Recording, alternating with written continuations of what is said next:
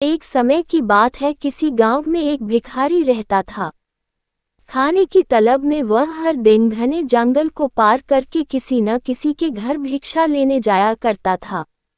आज भी इसी तरह वह भिक्षा लेकर अपने घर की तरफ जा रहा था, लेकिन वह आज बहुत खुश था। उसने फटे हुए जूते भी पहने हुए थे। वह खुशी में गुनगुनाते हुए जंगल के रास्ते अपने घर को लौट रहा था।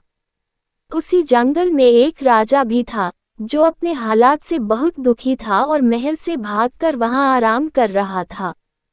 तभी राजा की नज़र उस भिखारी पर पड़ी। भिखारी को इतना खुश देखकर वह यह सोचने को मजबूर हो गया कि इस इंसान के पास कुछ नहीं है। फटे हुए कपड़े व पैरों में कटे फटे जूते होने के बावजूद भी यह कितना खुश है, और एक मैं हूँ जो दिन रात एक करके अपनी प्रजा और परिवार वालों की सेवा करता हूँ, लेकिन इसके बाद भी वो लोग खुश नहीं होते हैं। उन सभी को सिर्फ मेरी राजगद्दी चाहिए और इसके लिए वे मुझे मरवाने का षड्यंत्र भी रच रहे हैं। दरअसल राजा ने एक दिन अपने महल में कुछ पहरेदारों को बात करते हुए सुन लिया था।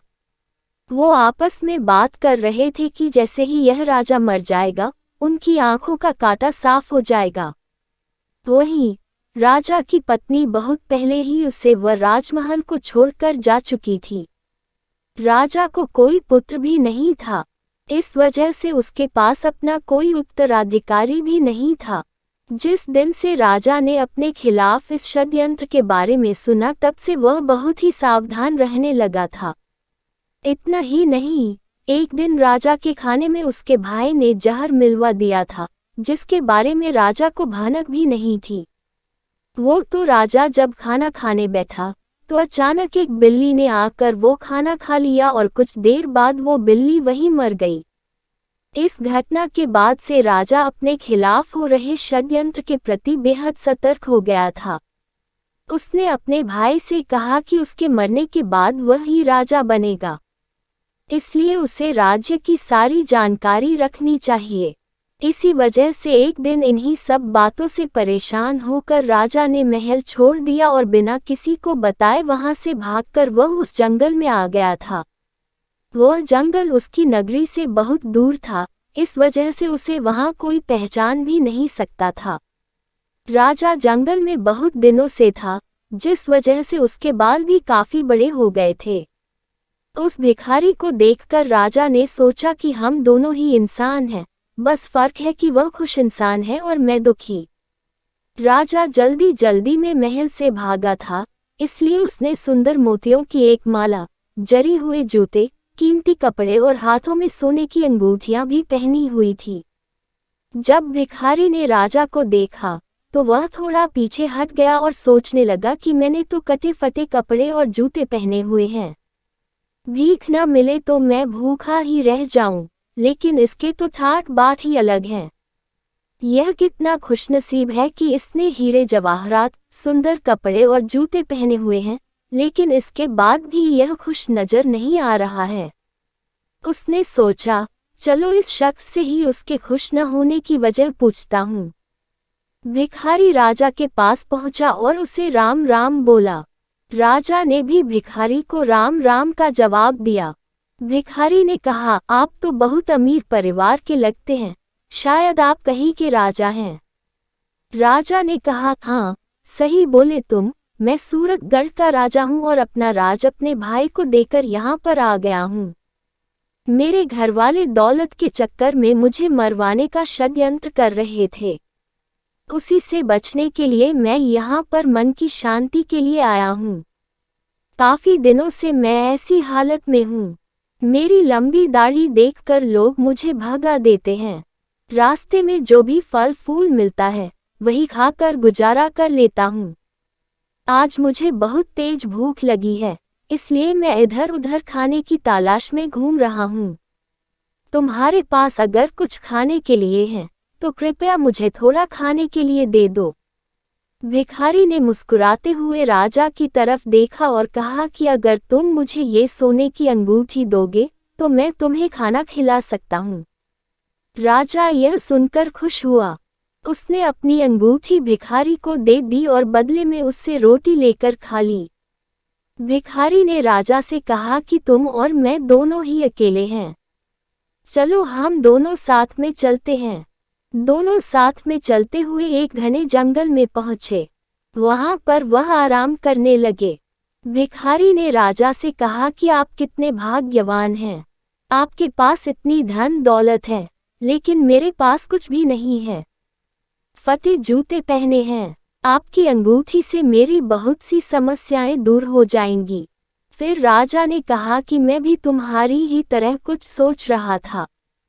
तुम्हें फटे जूतों की परवाह किए बगैर खुशी से अपने रास्ते की तरफ जाते देख मैंने सोचा तुम्हारे जैसा कोई खुशनसीब नहीं होगा। मेरे पास सब कुछ होते हुए भी मैं खुश नहीं। फिर बातों ही बातों में उस भिखारी ने राजा से उसके राज्य की सारी जानकारी पूछ ली और फैसला किया कि रात में जब राजा सो जाएगा तो वह उसके कपड़े और गहने लेकर वहां से भाग जाएगा। जब तक राजा सोया नहीं तब तक भिखारी उससे मीठी मीठी बातें करता रहा। रात को उसने राजा को खाने में बेहोशी की दवा मिलाकर खिला दी। इससे राजा गहरी नींद में सो गया। फिर भिखारी ने राजा के कपड़े व उसके सारे गहने पहने और वहां से भाग गया। राजा सोता ही रह गया, लेकिन रास्ते में उसे कुछ चोरों ने देख लिया। उन्होंने उसे राजा समझकर पकड़ लिया और उसके सारे कपड़े और गहने छीन लेते हैं। अब भिखारी के पास सिर्फ धोती ही बची थी। चोरों ने सब कुछ लूटने के बाद उसे एक पेड़ से बांध दिया और उससे पूछने लगे कि वह कहाँ का राजा है। अगर नहीं बताओगे तो तुम्हें मारकर कहीं फेंक देंगे। भिखारी ने चोरों से कहा कि वह राजा नहीं है। मैंने अपनी लालच की वजह से एक राजा के सारे कपड़े और गहने चोरी कर पहन लिए थे। वह राजा अपने जीवन से दुखी है और जंगल में खाने के लिए भटक रहा है। चोरों ने उसे बोला कि वह नाटक कर रहा है। उन्होंने फिर से उससे पूछा कि तुम कहाँ के राजा हो। भिखारी ने चोरों को बताया कि वह राजा राय प्रताप है, जो सूरतगढ़ का राजा है। उसका भाई राय बहादुर उसके राज्य का मंत्री है। वह अभी जंगल में आराम कर रहा है, लेकिन चोरों ने उसकी बात पर भरोसा नहीं किया। उधर जब राजा की नींद खुलती है तो वह भिखारी को बुलाता है। उसने अपने सामान को देखा तो उसके पास सिर्फ एक पोटली ही होती है, जिसमें उस भिखारी का कुछ सामान होता है। दूसरी तरफ वो चोर सूरतगढ़ के महल में पहुंच जाते हैं। वहां पहुंचकर वो राजा के भाई राय बहादुर से कहते हैं कि उनके पास उनका भाई है। अगर वो उसे जिंदा बचाना चाहते हैं तो उसके लिए उन्हें 3000 सोने के सिक्के देने होंगे। यह सुनकर राय बहादुर ने बोला, इसके लिए तुम्हें मेरे भाई को मुंह पर कपड़ा बांधकर राजमहल लाना होगा, तभी हम तुम्हें सोने के 3000 सिक्के देंगे। चोर उस भिखारी के मुंह पर कपड़ा बांधकर उसे राजमहल लाते हैं और उसे राय बहादुर के हवाले कर देते हैं। राजा के कपड़ों में भिखारी को देखकर राय बहादुर को यकीन हुआ कि यह उसका भाई ही है। उसने सोचा कि अब वो इसे मारकर खुद राजा बन जाएगा, लेकिन जब उसने भिखारी के मुंह से कपड़ा हटाया तो वह गुस्सा हो गया। उसने चोरों को कहा कि मुझे पता था कि तुम लोग दौलत के चक्कर में मुझसे झूठ बोल रहे हो। यह आदमी मेरा भाई नहीं है। हम तुम्हें 2 महीने का समय देते हैं, मेरे भाई को पकड़कर लाओ। अगर नहीं लाए तो तुम सबको गोली मार देंगे और अगर यहाँ से भागने की कोशिश की तो जिंदा दफन करवा दूंगा। यह सुनकर सभी चोर बहुत डर गए और मौका मिलते ही वहां से भाग गए।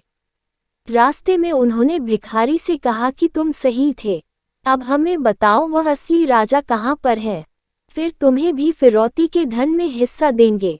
भिखारी ने बताया कि उसने राजा को इसी जंगल में छोड़ा था, लेकिन बहुत ढूंढने के बाद भी राजा उन्हें नहीं मिला।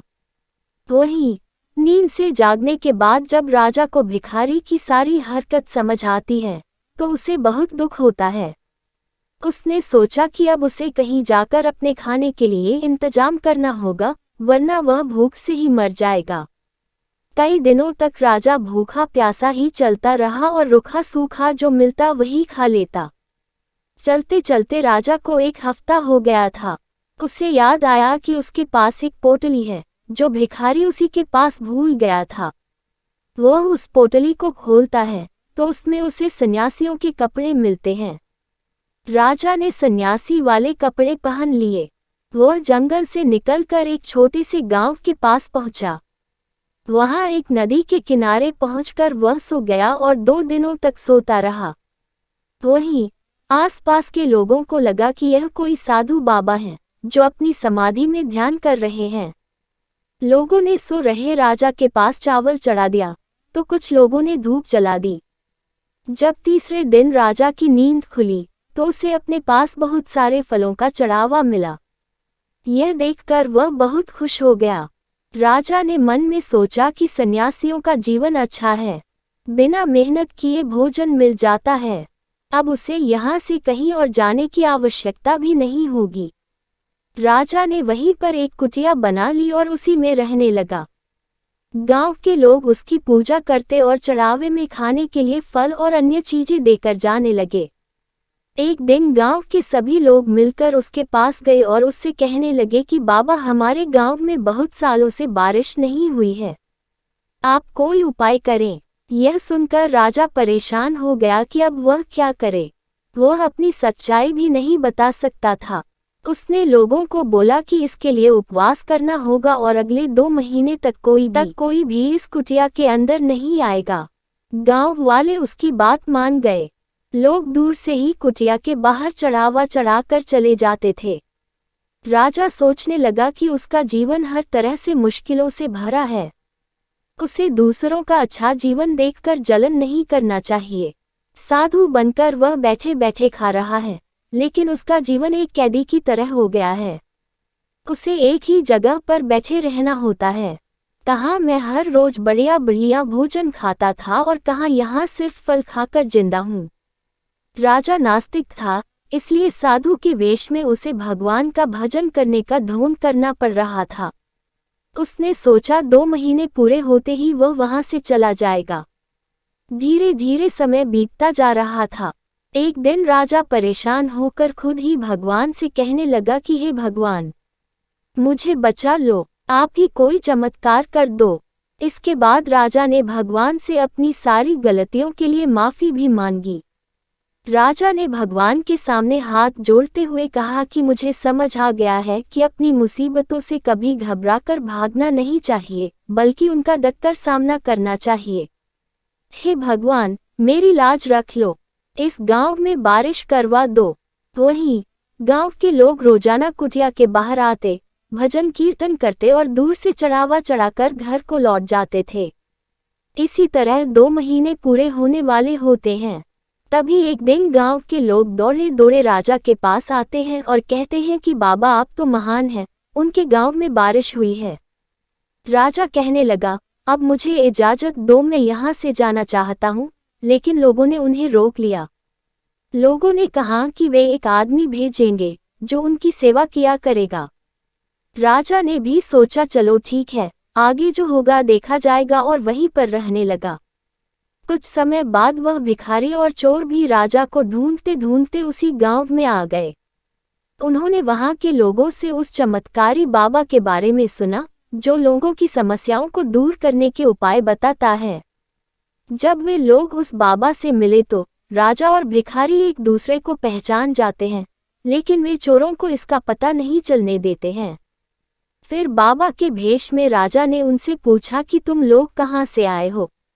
इसके बाद भिखारी ने राजा को सारी सच्चाई बताई कि मैंने लालच में आपके सारे कपड़े और जेवर पहन लिए थे, लेकिन उन्हें पहनने के तुरंत बाद ही मेरे पीछे चोर पड़ गए। उन चोरों ने मुझे लूट लिया और पूछताछ करने लगे कि कौन हो, कहाँ से हो, तो मैंने खुद को आपके बारे में बताते हुए आपके राज्य की सारी जानकारी दे दी। उसके बाद वो चोर मुझे राजमहल ले गए, जहां पर 3000 सोने के सिक्के में वो मुझे आपके भाई को देने वाले थे। आपके भाई ने बताया कि वह आपको मरवाना चाहता है और खुद वहां का राजा बनना चाहता है। लेकिन जब उसने मेरा चेहरा देखा तो उसने मुझे पहचान लिया और चोरों को 2 महीने के अंदर आपको ढूंढ निकालने के लिए कहा। तभी से हम सभी आपको ढूंढ रहे हैं। भिखारी ने राजा से कहा कि तुम साधु बनकर इन चोरों को जो कहेंगे ये मान जाएंगे। इसके बाद राजा साधु के भेष में चोरों के सामने गया और भिखारी से सुनी सारी समस्याएं चोरों को बताने लगा। यह सुनकर सारे चोर हैरानी में पड़ गए। उन्होंने राजा से बोला, बाबा हमें इस परेशानी से बाहर निकाल दो, हम आपके सच्चे भक्त बन जाएंगे। राजा ने कहा, तुम लोग मुझे उस राजा के महल लेकर चलो, मैं वहां पर जाकर खुद ही सब कुछ देखना चाहता हूँ। महल में कहना कि तुम्हारे साथ एक बहुत बड़े साधु महात्मा हैं, जो हर व्यक्ति का भूत और भविष्य जानते हैं। चोर और भिखारी साधु बने राजा को अपने साथ लेकर सूरतगढ़ के महल पहुंच गए। चोरों ने राजा के मंत्री भाई से कहा कि हमारे साथ बहुत बड़े महात्मा आए हैं, जो आपको आपके भाई राजा राय प्रताप से मिलवा सकते हैं। राजा अपने भाई को बहुत प्यार करता था, लेकिन अब उसे पता चल गया था कि उसका भाई उसके खून का प्यासा है। महल में साधु के रूप में आए राजा की खूब सेवा की गई। फिर उसका भाई उनके पास बैठकर बोला कि बाबा कृपया कर मुझे मेरे भाई से मिलवा दें। आज मैं इस राज्य का राजा बनने जा रहा हूँ। मेरा भाई बिना कुछ बताए महल छोड़कर यहाँ से चले गए हैं। फिर वो साधु के रूप में राजा चोरों के पास गया और उनसे कहा कि मैं थोड़ी देर के लिए इसका राजा भाई बन जाता हूँ। फिर उसने अपने राजसी कपड़े पहने और राजदरबार में आ गया। यह देखकर पूरी प्रजा हैरान थी। सभी लोग राजा को वापस आया देखकर उसकी जय जयकार करने लगे। उन्होंने राजा से पूछा कि वह इतने दिनों तक कहाँ पर थे। वही राजा का भाई यह सब देखकर हैरान था। वह लोगों से कहने लगा कि यह उसका राजा भाई नहीं है, बल्कि यह तो एक साधु है, जिसने थोड़ी देर के लिए मुझे अपने भाई के रूप से मिलवाया है। वह अभी अपने असली रूप में आ जाएंगे और बाबा बन जाएंगे। राजा ने भी सभी को समझाते हुए कहा कि मैं थोड़ी देर में अपने असली रूप में आ जाऊंगा। इसके बाद सभी लोग राजा के भाई का राज्याभिषेक करने लगे। वह जैसे ही राजा की गद्दी पर बैठने वाला था, वैसे ही साधु बने राजा ने कहा, मैं खुद अपने भाई को राजा बनाना चाहता था, लेकिन एक दिन मैंने महल में लोगों को मेरे खिलाफ हो रही साजिश के बारे में बात करते हुए सुन लिया था। मुझे कभी भी यह नहीं पता चल सका कि इन सब के पीछे मेरे अपने ही भाई का हाथ है। अगर मेरा भाई मुझसे अपने राजा बनने की बात कहता तो मैं खुशखुशी उसे राजा बना देता, लेकिन इसने मुझे जहर देकर मारने का प्रयास किया। पर जिस पर भगवान का साया हो, उसका कुछ नहीं बिगड़ता। यह सुनकर राजा का भाई राय बहादुर बोलने लगा कि यह साधु कुछ भी नापशनाप बोल रहा है, यह हमें ठगने का प्रयास कर रहा है। उसने राजा को धमकी देते हुए कहा कि तुम यहाँ से जल्दी से दफा हो जाओ, वरना तुम्हें धक्के मारकर महल से बाहर निकाल देंगे। राजा का एक वफादार सेवक था। साधु बने राजा की बातें सुनकर वह रोने लगा। रोते हुए उसने बोला, मैंने आपको पहचान लिया है, आप ही हमारे असली राजा हैं।